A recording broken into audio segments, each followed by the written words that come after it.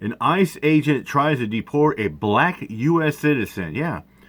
ICE tried to deport a black, naturalized U.S. citizen. You gotta be joking me. Wow. Let's get to the video. A United States citizen was almost deported, was arrested by the federal government, held, incarcerated, for men, and attorney believed him. Wow. He was never not a citizen.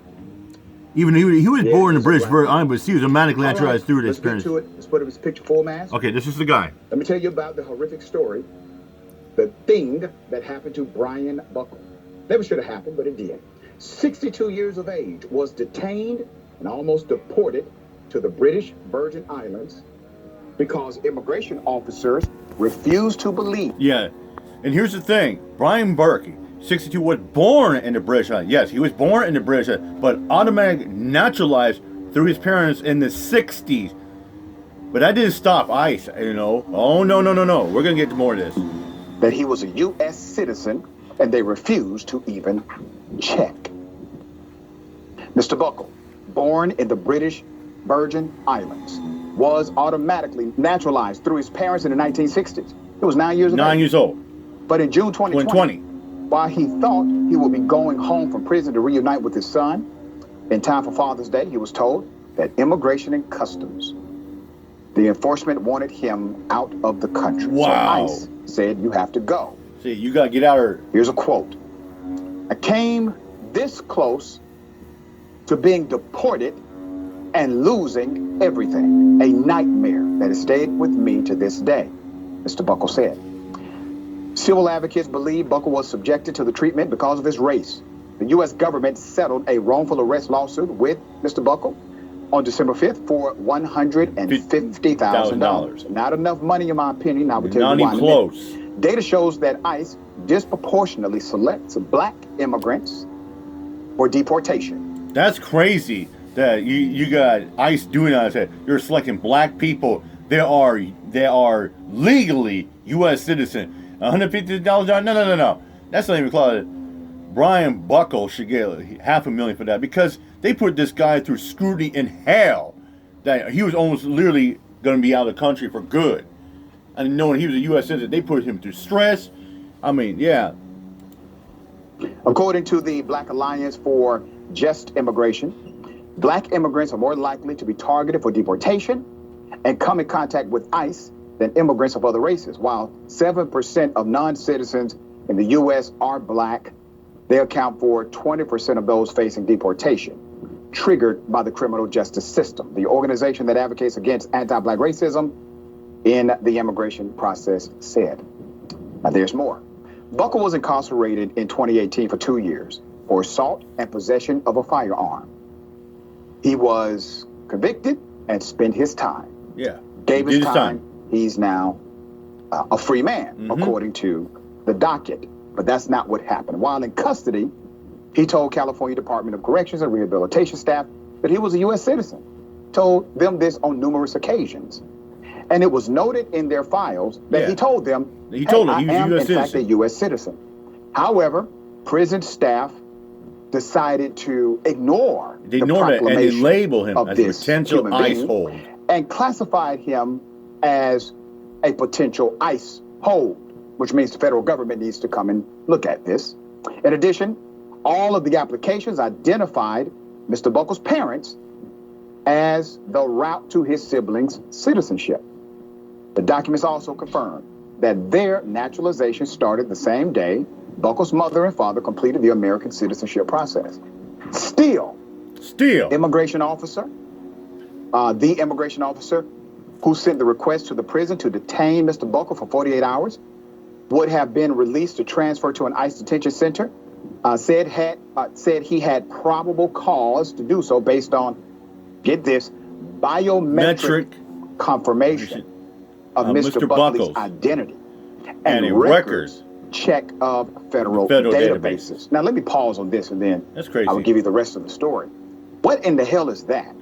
Okay, well, a biometric determinant is basically something like voice recognition, facial description, or facial recognition.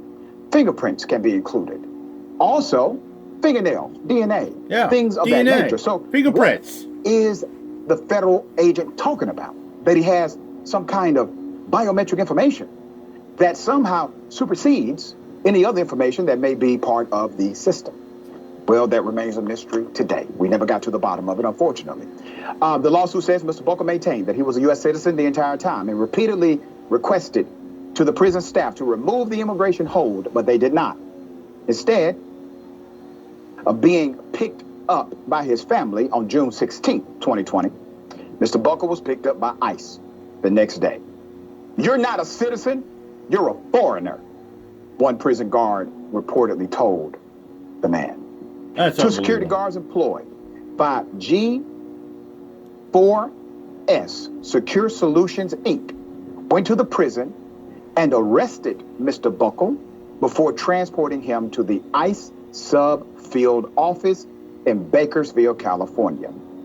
However, the ACLU Foundation of North California, Advancing Justice Asian Law Caucus, and the law firm Sidley Austin LLP, which filed the lawsuit on the man's behalf, claimed the security guards had no authority to arrest Mr. Buckle, even though they were outsourced by ICE. The practice was also banned during the summer in another lawsuit settlement. ICE and CDCR didn't care about me or my life, he said. Mr. Buckle is just one of several potential U.S. citizens arrested, detained, or deported by ICE over the past few years, and the vast majority of them, people of color. Mr. Buckle also told ICE officers at the field office that he was a U.S. citizen through his parents' naturalization. However, the lawsuit says deportation officer R. Cruz checked the database and found only evidence of his father's U.S. citizenship status, not his mother's. He told Buckle, "We're going to send you back." Buckle then asked the immigration officer to speak to his brothers to confirm his status, but Agent Cruz refused. The older man spent 36 days in an ICE detention center before a lawyer intervened on his behalf, and he was released. Here's what you will not hear. You will not hear Marjorie Taylor Greene outraged by the federal government treating this man this way. He's a U.S. citizen. You will not hear Mitch McConnell outraged by the treatment of this U.S. citizen. You will not hear Lindsey Graham, Donald Trump, or others on the right outraged by this miscarriage of justice because he's the wrong color. Understand this.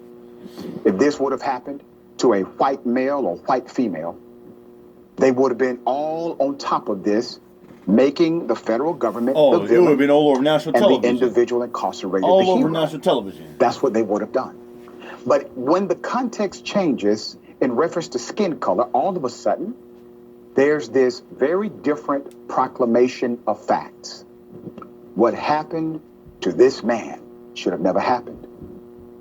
He is, in fact, exactly what we said he was. Now, think about the process of negligence here.